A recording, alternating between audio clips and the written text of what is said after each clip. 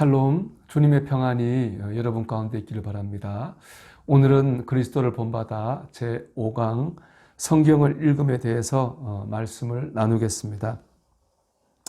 우리 첫 번째 구절에 보면 1번에 보면 우리가 성경에서 구하여야 할 것은 고상하고 멋진 말들이 아니라 진리여야 합니다. 이렇게 말하고 있습니다.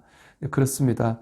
우리는 고상하고 멋진 말들을 찾기 위한 그런 마음으로 성경을 대해서는 안 됩니다. 우리가 성경을 읽어야 될 가장 중요한 이유는 성경은 하나님의 말씀이고 진리이기 때문입니다. 우리는 하나님의 뜻을 알고 진리를 알기 위한 마음으로 성경을 읽어야 됩니다. 사실 성경에는 고상하고 아름다운 말들만 기록된 것은 아닙니다. 건친상간이나 동성애처럼 낯뜨거운 일도 기록되어 있고 한 성 안에 있는 모든 생명을 죽이라고 하는 잔인한 명령도 기록되어 있습니다. 그런가 하면 믿음 생활에서 승리한 좋은 이야기만 기록된 것도 아닙니다.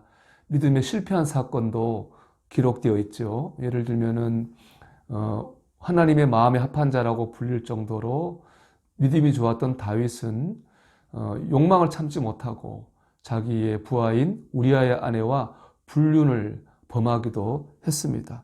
그것도 이제 성경은 그대로 기록하고 있습니다. 부끄러운 실패의 기록이죠. 이처럼 성경에는 아름답고 고상한 말이나 좋은 일만 기록되어 있지 않습니다. 글자 그대로 이제 모든 일이 다 기록되어 있습니다. 그리고 그 모든 일에는 다 하나님의 뜻이 담겨 있습니다. 이런 말이 있죠. 성경에는 어느 한 구절도 목적 없이 기록되지 않았습니다. 라는 말이 있습니다. 그렇습니다. 모든 말씀에는 하나님의 뜻이 있습니다.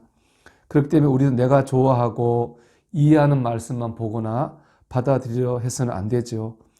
이 진리의 말씀이 성경 속에서 하나님의 뜻을 발견하고자 하는 그런 마음으로 우리는 성경을 읽어야 됩니다. 그 다음 구절에 이런 구절이 있습니다. 모든 성경은 그 말씀을 기록한 영을 따라 읽어야 합니다. 이렇게 이제 말하는데요. 성경은 이제 66권입니다. 우리 구약 39, 신약 27, 66권인데 이 성경 기록된 것은 한 1500년 동안 이제 기록이 됐고요. 40명의 저자를 통해서 성경이 기록되어졌습니다. 참 긴 시간 동안 많은 사람을 통해 기록되어졌는데 신비로운 것은 뭐냐? 이 성경이 하나의 주제를 갖고 있다는 겁니다. 하나님의 구원이라고 하는 하나의 주제를 가지고 성경이 마치 한 사람이 쓴 것처럼 그렇게 이루어져 있습니다. 이렇게 신비한 일이 일어난 이유에 대해서요. 디모데후서 3장 16절 이렇게 말씀합니다. 모든 성경은 하나님의 감동으로 된 것으로. 그러니까 모든 성경은 다 하나님의 감동으로 쓰여졌습니다. 이 하나님의 감동으로라는 말은 헬라어 데오 푸뉴스토스라는 말로 이런 하나님이 감동으로 주신, 하나님의 감동으로 주어진 그런 뜻이거든요. 그러니까 사람이 쓴 것은 맞지만 그것은 하나님의 감동으로 그가 쓰게 하셨다는 것입니다. 사람은 하나님의 감동을 따라 이제 받아 적었을 뿐이죠. 즉 성경은 하나님께서 하나님의 뜻과 생각으로 주신 말씀입니다. 그렇기 때문에 우리 인간의 생각으로는 아무리 성경을 읽어도 우리는 성경을 이해할 수 없고 하나님의 음성을 들을 수 없습니다. 하나님께서 깨닫게 해 주셔야 되는 거죠. 그 성경 말씀을 깨닫게 해주시는 분이 바로 성령님이십니다. 그렇기 때문에 우리는 성경 읽을 때 겸손해야 됩니다. 내 생각으로 알 수 없습니다. 성령님께서 도와주셔야 됩니다. 우리 그런 겸손한 마음 그리고 성령의 도우심을 구하면서 말씀을 읽어야 됩니다. 그럴 때 하나님의 음성을 성경에서 들을 수 있습니다. 그 다음에 이런 구절이 또 나오죠. 우리는 성경에서 고상하고 멋진 말들을 배우려 하지 말고 우리 자신에게 유익한 교훈들을 배우려고 해야 됩니다. 우리 자신에게 유익한 교훈들을 배우려고 해야 됩니다. 즉 말씀을 내게 적용하려고 하는 그런 마음을 가지고 우리가 성경을 읽어야 된다는 겁니다. 그래서 지금 읽은 것들을 보면 크게 세 가지로 나뉘죠. 첫째는 성경은 하나님의 말씀이요 진리라는 것이고, 둘째는 이제 말씀을 읽는 방법으로 겸손한 마음으로 성령의 도우심을 구해야 된다는 것이고요. 이제 세 번째는 바로 적용이죠. 성경 말씀은 지식이 아니라 내 삶에 적용해야 되겠다 하는 그런 마음으로 성경을 읽어야 됩니다. 그럴 때 우리는 성경을 통해서 하나님의 인도하심을 받을 수 있습니다. 특별히 이제 다음에 보면 이런 이제 말씀이 우리 2번에 보면 나오는데요. 사람들은 이 땅에 와서 잠시 살다 가지만 하나님의 진리는 영원합니다. 하나님은 사람을 차별하지 않으시고 각 사람에게 이런저런 다양한 방법으로 말씀하십니다. 그러니까 하나님 말씀은 영원합니다. 하나님 말씀은 그러니까 어느 시대는 맞고 어느 시대는 틀린 말씀이 아니라는 거죠. 하나님 말씀은 어느 시대나 통하는 모두에게 필요하고 유익한 그런 말씀입니다. 그렇기 때문에 지난 수천 년 동안에 수많은 사람들이 하나님의 말씀을 통해서 은혜를 받고 구원을 받고 인도를 받은 것입니다. 구약에 보면 하나님께서는 말씀으로 하나님의 백성들에게 임하셨습니다. 모세, 여호수아, 다윗, 그들은 하나님의 말씀을 들었고 말씀을 따라 싸웠고 그래서 이겼습니다. 또 하나님은 왕이나 선지자들 뿐 아니라 당시 천대받는 여인이나 이방인에게도 말씀하셨습니다. 대표적인 인물이 바로 여선지자 드보라입니다. 결국에 하나님은 그때도 말씀하시고 지금도 말씀하시고 누구에게나 말씀하시거든요. 그렇기 때문에 그 말씀은 오늘 우리에게도 동일합니다. 히브리서 13장 8절을 보면요. 예수 그리스도는 어제나 오늘이나 동일하시니라 이렇게 말씀합니다. 우리 이것을 믿어야 됩니다. 하나님께서 모세와 여호수아와 다윗에게 말씀하신 것처럼 하나님께서 드보라에게 말씀하신 것처럼 오늘 내게도 내게 꼭 필요한 말씀, 통하는 말씀을 주신다고 하는 것을 믿어야 되죠. 우리가 이것을 믿는 마음으로 성경을 읽어야 됩니다. 그게 바로 큐티죠. 하나님 분명히 오늘 내게 필요한 말씀을 주실 것이다라고 하는 그런 믿음을 가지고 말씀을 묵상하고 내게 꼭 필요한 말씀을 받는 것이 바로 이제 말씀을 묵상하는 묵상의 시간입니다. 우리는 하나님이 음성 주시는 것을 믿고 사모하는 마음으로 하나님의 말씀을 읽어야 됩니다. 특히 그 다음 구절에 이런 구절이 있죠.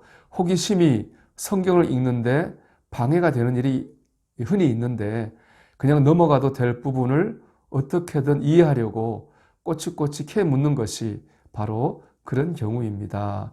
이런 이제 말이 있습니다. 이 호기심 우리가 한번 생각해 봐야 됩니다. 창세기 보면 아담과 하와가 선악과를 먹음으로 이제 죄를 범했습니다. 이 말씀이 주신 음성은 이거죠. 욕심을 이기지 못하고 하나님의 말씀을 어기는 것이 죄요. 그 죄의 결과로 낙원에서 쫓겨났다라는 것입니다. 즉 인간의 욕망, 불순종, 죄, 그리고 죄의 결과, 이것이 바로 하나님께서 그 선악과를 통해 주시는 하나님의 음성이죠. 근데 어떤 사람들은 호기심을 품습니다. 그리고 이렇게 이제 질문을 합니다. 하나님께서 왜 선악과를 만드셨냐는 거죠. 하나님께서 선악과를 만들지 않으시고 에덴 동산에 두지 않았다면 아담과 하와가 죄를 범할 일도 없었을 것이고 낙원에서 쫓겨날 일도 없었다는 그런 겁니다. 합리적인 문제 제기처럼 보이기도 합니다. 그런데 여러분 문제는 선악과가 아니라 인간의 욕망 아니겠습니까? 욕망 때문에 하나님을 향한 불순종이 문제이죠. 그 나머지는 그 결과입니다. 선악과가 없었다면 과연 인간은 죄를 짓지 않을 수 있었을까요? 그렇지 않을 거라고 생각합니다.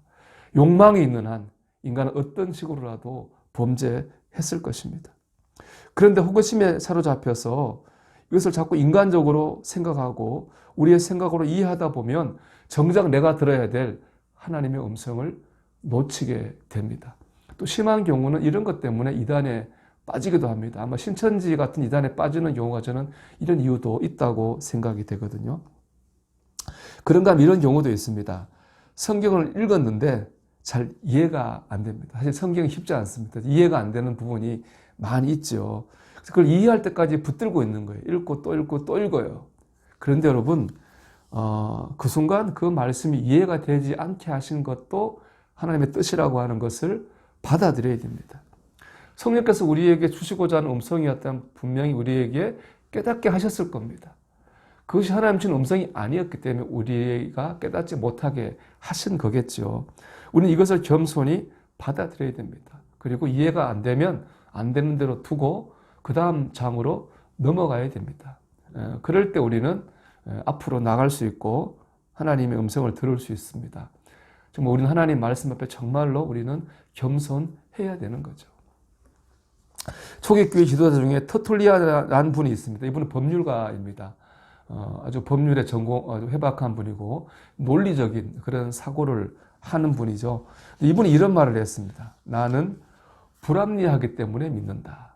저는 참 이 말을 좋아합니다. 맞는 말씀이죠. 우리가 합리적이면 이해하면 되는 겁니다. 믿을 필요는 없는 거죠. 불합리하기 때문에 믿는 것이고 믿는다는 표현을 쓰는 겁니다. 성경은요, 인간의 이성으로 볼 때 합리적인 책은 아닙니다. 그런데 이건 하나님 말씀이고 이건 하나님의 음성이 분명히 있습니다. 우리가 이것을 하나님의 말씀으로 믿고 진리로 믿고 하나님의 음성을 들으려고 할 때에 우리는 성경을 통해서 하나님의 음성을 들을 수 있고 은혜를 공급받을 수 있습니다. 다시 한번 우리 첫 구절의 말씀을 새겨보기를 바랍니다. 우리가 성경에서 구해야 할 것은 고상하고 멋진 말들이 아니라 진리여야 합니다.